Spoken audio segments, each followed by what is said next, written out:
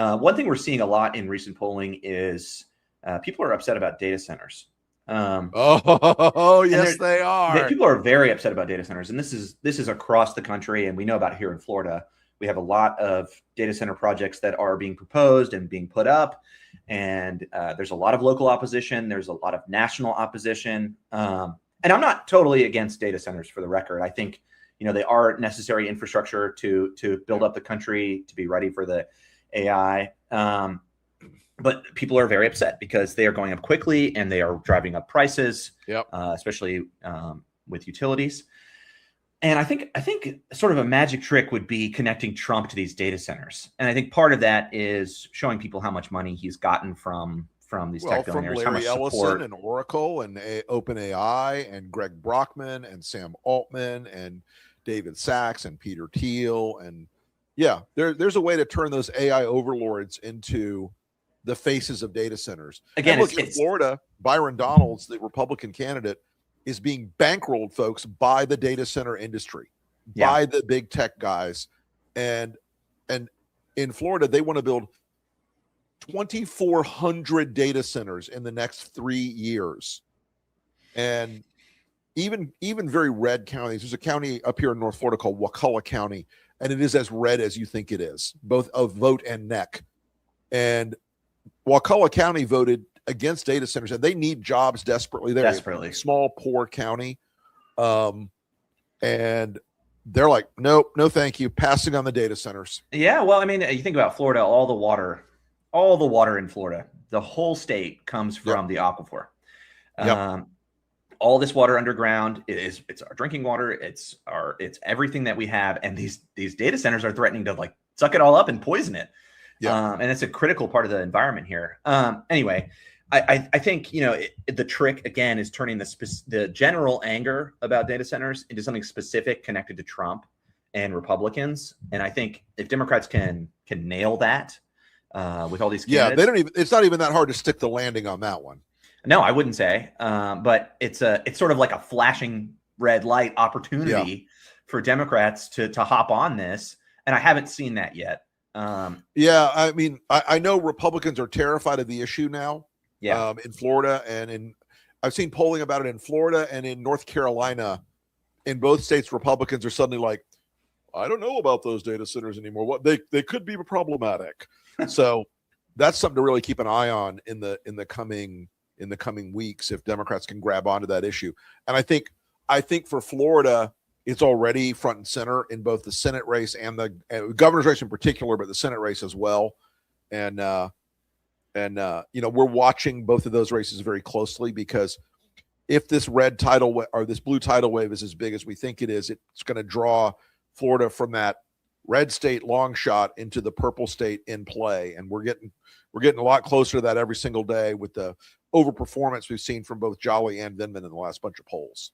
So, I agree with that 100%. And speaking of overperformance, I don't know if we have any generic ballot numbers today. Do we look at those, or do we have those? Didn't we have some generic ballot?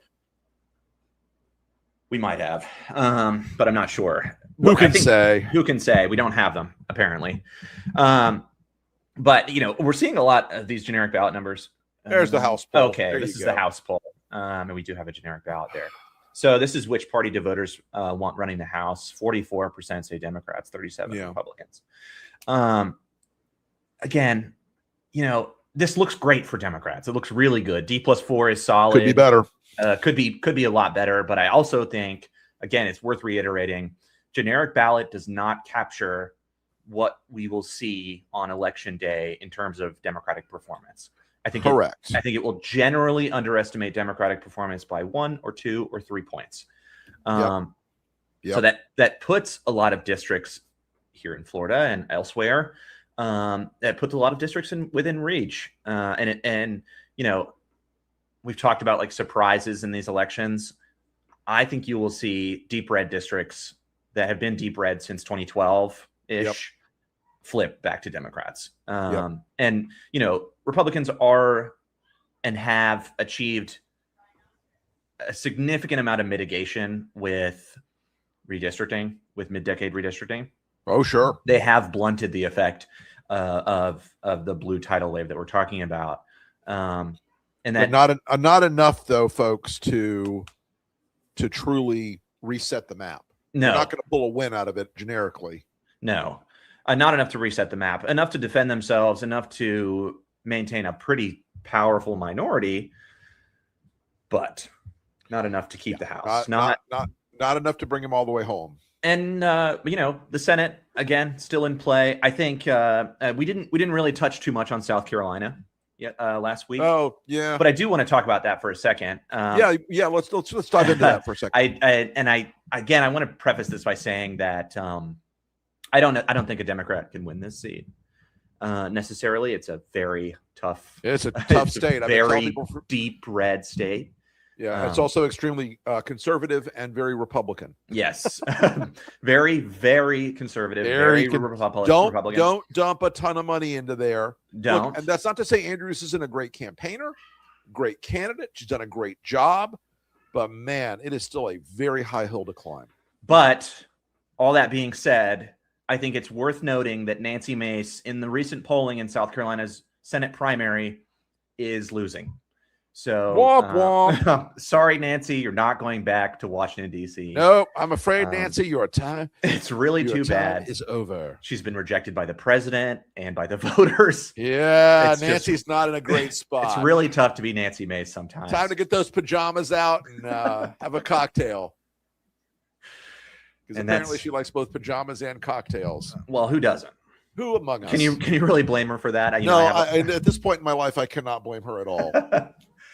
So, but what else? We got one more poll about standing in the world.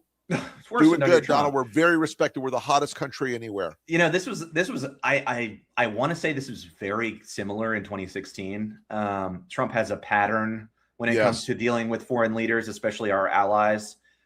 He hates our allies because they are democracies, and he doesn't like democracy. He likes authoritarians and autocrats. Yes, he does. He has aligned us with those people, and generally Americans do not like those people. They don't like Xi Jinping. They don't like Vladimir Putin or Viktor Orban, but Trump does. Now, you have seen recently Trump cozy up a little more to Zelensky because he feels like Zelensky's winning. He likes a winner. And I can't say I hate that. No. Ukraine's sort of slipped out of a lot of the polling as a big issue. Yeah, for sure. But it could rear its head. I think it's the perception that Ukraine is winning. Yeah, I think so. Thank God.